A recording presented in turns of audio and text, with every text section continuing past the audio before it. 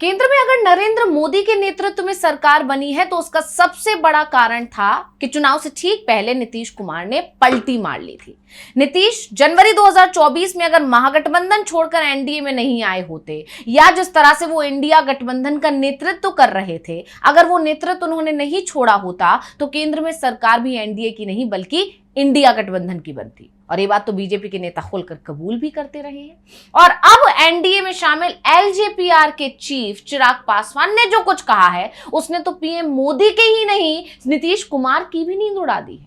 नीतीश कुमार तो पहले से ही चिराग से झटका खा चुके हैं। आपको याद होगा 2020 के चुनाव में जिस तरह से चिराग पासवान ने नीतीश कुमार के खिलाफ ही अपने उम्मीदवार उतारे थे, खुलकर कहा था कि नीतीश कुमार से उनको दिक्कत है। और इसके बाद नीतीश ने जेडीयू की हार के लिए या कहें कि जेडीयू ने जितनी सीटें खोई थी उसके लिए चिराग को दोषी माना था। और अब चिराग पासवान ने साफ कर दिया है कि बिहार के सीएम की कुर्सी पर एलजेपीआर की निगाहें कोई 2020 से नहीं जमी है, बल्कि तब से हैं जब से उनके पिता रामविलास पासवान राजनीति में थे। रामविलास पासवान के दौर से ही बिहार के सीएम और केंद्र में पीएम पद पर कब्जे की तैयारी लगातार एलजेपी की तरफ से की गई है। यानी खुद को मोदी का हनुमान बताने वाले चिराग की पार्टी मोदी की कुर्सी भी खींच सकती है। वहीं नीतीश के लिए भी बड़ी चेतावनी है। अब चिराग पासवान के बयान से बिहार की सियासत में बवाल मच गया है, तो आज हम अपनी स्पेशल रिपोर्ट में इसी पर करने जा रहे हैं चर्चा। नमस्कार, मैं हूं अंशिता। बिहार विधानसभा चुनाव 2025 के बीच सियासी बयानबाजी का दौर तेज हो गया है। हर दिन नए गठबंधन, नए समीकरण और नए बयानों से बिहार की राजनीति में हलचल मची हुई। और इन सब के बीच में बीजेपी के सबसे भरोसेमंद बन रहे चिराग पासवान का एक बयान सामने आया है जिसने नीतीश ही नहीं बल्कि मोदी की भी टेंशन को बढ़ा दिया है। चिराग पासवान के सहारे बीजेपी जो भी सपने देख रही थी वो सारे के सारे सपने चकनाचूर तो हो ही गए, क्योंकि जैसे ही चिराग पासवान को 29 सीटें देने का ऐलान किया गया वैसे ही पूरा एनडीए गठबंधन बिखरा हुआ दिखाई दे रहा है। यही नहीं, क्योंकि चिराग ये समझ चुके थे कि चिराग अब बीजेपी के लिए बहुत ज्यादा जरूरी हो गए हैं। चिराग ये समझ चुके थे कि बीजेपी चिराग के सहारे से क्या करने की कोशिश बिहार में कर रही है। उसके बाद से ही चिराग ने अपने तेवर दिखाना शुरू कर दिया था। चिराग ने बीजेपी आला कमान पर सीटों के लिए दबाव बनाना शुरू कर दिया था। लगभग हर मौके पर चिराग अपना स्ट्राइक रेट याद दिला रहे थे जो लोकसभा चुनाव के दौरान उनकी पार्टी का रहा। और इसके बाद उन्होंने पहले 40 सीटों पर लगभग दावा ठोका और साथ में यह भी कहा कि अगर इतनी सीटें नहीं मिली तो वो 243 सीटों पर भी चुनाव लड़ेंगे। और यह सब बताकर वो कहीं ना कहीं बीजेपी आला कमान पर दबाव बना रहे थे। लगातार चिराग पासवान ने दबाव बनाया, यहां तक कि वो धर्मेंद्र प्रधान से नहीं मिले, वो नित्यानंद राय से भी नहीं मिल रहे थे। और इसके बाद बीजेपी पर वो दबाव बनाने में कामयाब रहे और आखिरकार बीजेपी ने उन्हें सबसे ज्यादा सीटें दी जेडीयू के बाद। यानी तीसरे नंबर की सबसे बड़ी पार्टी है जिनको 29 सीटें दी गई।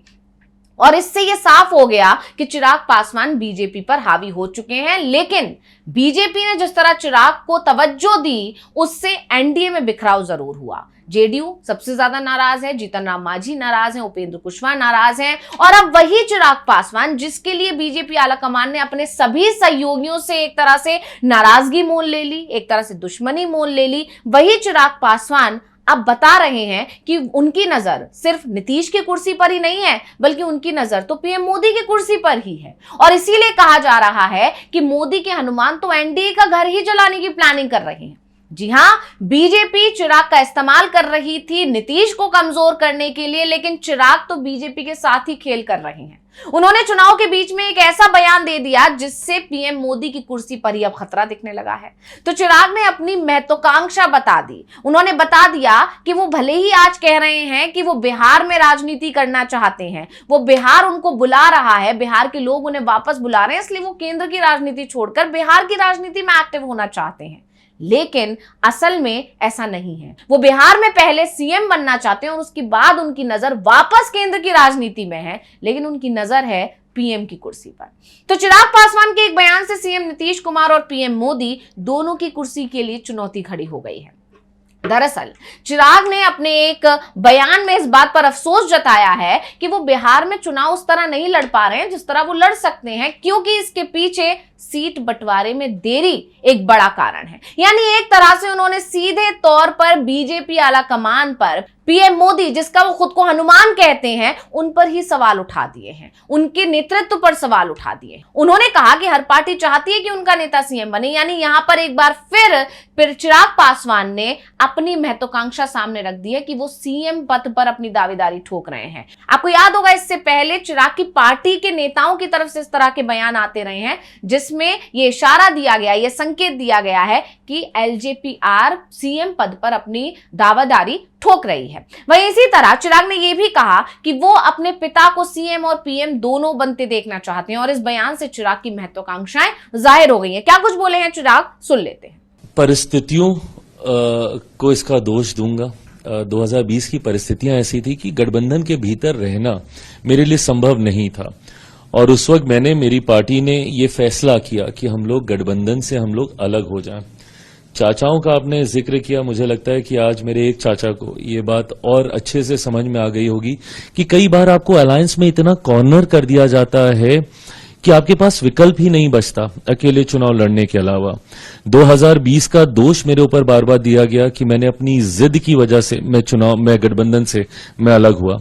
मेरे चाचा जी ने जब पार्टी परिवार से मुझे अलग किया तो उस वक्त भी उन्होंने मेरे ऊपर यही आरोप लगाए कि मैंने अकेले ये फैसला ले लिया, जबकि वो सब गठबंधन के तहत चुनाव लड़ना चाहते थे और मैंने अलग चुनाव लड़ने का मैंने फैसला लिया। आज जब वो और उनकी पार्टी खुद अकेले चुनाव लड़ रहे हैं तो मुझे लगता है कि उनको ये समझ में आता होगा कि जब गठबंधन में आपको पूछा नहीं जाता है तो आपके पास अकेले चुनाव लड़ने के अलावा विकल्प नहीं बचता। मेरे पास जरूर उस वक्त ये विकल्प था कि मैं महागठबंधन की ओर जा सकता था, पर मेरा समर्पण मेरे प्रधानमंत्री के प्रति इतना था कि मैं गठबंधन से अलग भी हुआ पर मैं प्रधानमंत्री जी के सामने या उनके प्रत्याशियों के सामने मैंने अपने प्रत्याशी ना के बराबर मैंने उतारे। जनता दल यूनाइटेड के सामने ही मेरे पास ऑप्शन था, उनके सामने मैंने प्रत्याशी उतारे, जिसका नुकसान भी जनता दल यूनाइटेड को हुआ और इसका आक्रोश बहुत स्वाभाविक है। अगर कल को कोई मेरी पार्टी के सामने चुनाव लड़के मुझे उसका नुकसान देगा तो मैं भी उससे आक्रोशित होऊंगा। तो मुख्यमंत्री जी का वो आक्रोश बहुत स्वाभाविक है मेरी सर आंखों पर। सिर्फ यही नहीं, इंटरव्यू के दौरान उनसे तमाम सवाल पूछे गए और इसमें यह पूछा गया कि 2020 के चुनाव में उन्होंने नीतीश कुमार के खिलाफ उम्मीदवार क्यों उतारे थे। तो उन्होंने जो जवाब दिया खुलकर, उसने तो एक और नया सवाल खड़ा कर दिया, क्योंकि चिराग पासवान ने कहा कि 2020 के बिहार विधानसभा चुनाव में मेरे पास महागठबंधन में शामिल होने का भी विकल्प था, लेकिन मैं प्रधानमंत्री नरेंद्र मोदी के प्रति समर्पित था। मैं गठबंधन छोड़ने के बाद भी बीजेपी के खिलाफ उम्मीदवार नहीं उतार सकता था। ऐसे में जेडीयू के खिलाफ उम्मीदवार उतारने के अलावा कोई रास्ता नहीं बचा था।